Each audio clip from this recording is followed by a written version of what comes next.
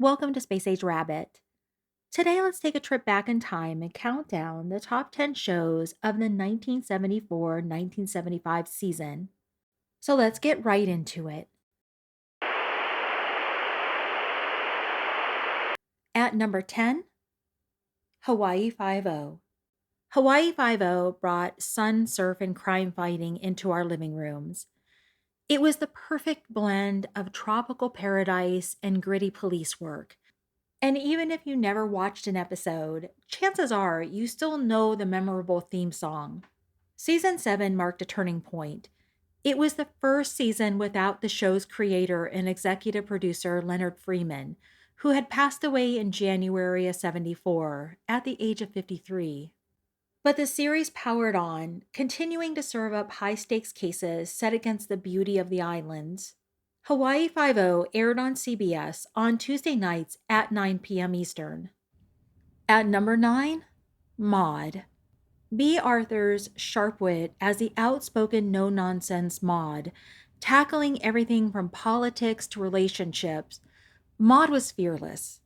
In this third season, the show continued to push boundaries, tackling controversial issues like alcoholism, menopause, and women's rights, often putting Maude at the center of funny but heated debates.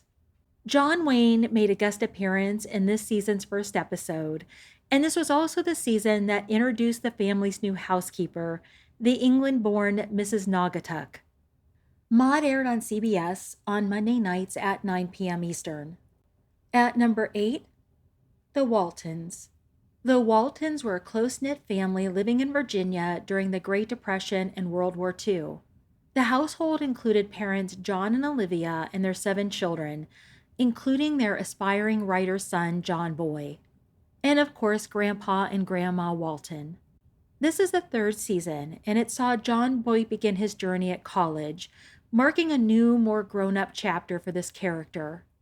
The show continued to deliver heartfelt storytelling while holding on to its signature warmth and family charm. The Waltons aired on CBS on Thursday nights at 8 p.m. Eastern. Butter. Butter. Parquet. Margarine. The big 1-pound bowl. Butter. Parquet. I use the bowls for leftovers and things. Butter. Parquet. Light, creamy. Butter. Parquet. Isn't that what I said? At number 7, Good Times. Good Times followed the Evans family, who were living in a Chicago housing project and doing their best to get by. Parents Florida and James worked hard to raise their 3 kids, JJ, Thelma, and Michael. The show mixed laughs with real-life struggles, touching on issues like poverty, racism, and the family unit. This was the show's first full season. It had premiered as a mid-season replacement on February 8, 1974, taking over the time slot from the short-lived sitcom Rollout. Good Times aired on CBS on Tuesday nights at 8 p.m. Eastern. At number 6, Rhoda. Rhoda was already a familiar face. The show was a spin-off of the Mary Tyler Moore Show. And by the time Rhoda debuted, Valerie Harper's character was already fully established. The series kicked off with a bang. Rhoda leaves Minneapolis and moves to New York, and she's in love. The season featured a 1-hour wedding episode that became one of the most watched TV episodes of the 1970s, drawing over 52 million viewers. Fans across the country threw hundreds of wedding parties on the night the episode aired to celebrate Rhoda's big day, and within days, CBS studios were flooded with wedding gifts sent in by viewers for the fictional couple. Rhoda aired on CBS on Monday nights at 9:30 p.m. Eastern. At number 5, MASH. MASH was set during the Korean War, following the doctors and nurses of the 4077th Mobile Army Surgical Hospital. Led by the wisecracking surgeon Hawkeye Pierce, the show somehow figured out how to mix humor with heartbreak. Season 3 was bittersweet for fans. This was the final season for Henry Blake, played by McLean Stevenson. His character's shocking death in the season finale where he was killed off screen in a plane crash, was a groundbreaking moment for TV. This season was also the last for Wayne Rogers, who played Trapper John McIntyre. Rogers chose to leave the show, and his character was quietly written out, discharged off screen before the start of the next season. MASH aired on CBS on Tuesday nights at 8:30 p.m. Eastern. There are lots of balsam products, but this is the one that started it all. Wella Balsam. It's the original balsam. It makes hair strong, shiny, easy to comb in just 1 minute. That's why everyone tried to copy it, because it works. See, you can tell the difference, and so can your hair. At number 4, The Jeffersons. The Jefferson Center on George and Louise Jefferson, a successful Black couple who moved from Queens to Manhattan thanks to the growth of George's dry cleaning business. It was a spin-off of All in the Family, where the Jeffersons were originally introduced as Archie and Edith Bunker's neighbors. The show mixed sharp humor with social commentary, tackling race, class, and relationships, all with unforgettable characters and, of course, that catchy theme song. The 74-75 season marked the debut of the Jeffersons, and it wasn't even a full season. The show premiered as a mid-season replacement for the short-lived series Friends and Lovers. And like Rhoda, these characters were already familiar and well-liked by audiences. In just 13 episodes, the Jeffersons not only broke into the top 10, but soared all the way up to number 4. The Jeffersons aired on CBS on Saturday nights at 8:30 p.m. Eastern. At number 3, Chico and the Man.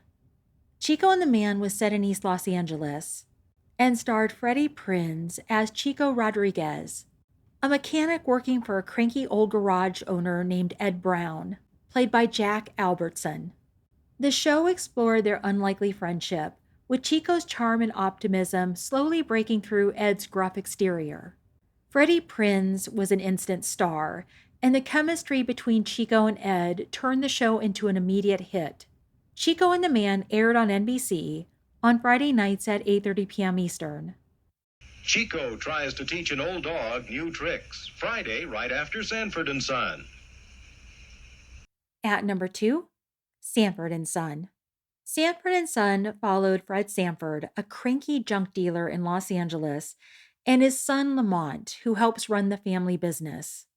With sharp one-liners, constant bickering, and Fred's over-the-top fake heart attacks, the show delivered laughs while capturing the bond and the battles between a stubborn father and his loyal son. A lively cast of supporting characters helped boost the show's humor, including fan favorite Aunt Esther, Fred's Bible-quoting, sharp-tongued sister-in-law and fierce rival. Sanford and Son aired on NBC on Friday nights at 8 p.m. Eastern. And the number 1 show of the 1974-75 season is... Can you guess? It's All in the Family. All in the Family centered around Archie Bunker, a loud, opinionated, and often bigoted working-class man living in Queens with his sweet, patient wife Edith and daughter Gloria and her liberal husband Mike. The show tackled controversial topics like race, gender, politics, and religion with humor and unflinching honesty, bringing real-life issues into America's living rooms and changing the face of television in the process. This season opened with a multi-episode arc involving a union strike at Archie's job, adding a layer of economic struggle that fit perfectly with the show's working-class themes. All in the Family aired on CBS on Saturday nights at 8 p.m. Eastern. So there you have it, the top 10 shows of the 1974-75 season. Which one was your favorite? Let me know in the comments below.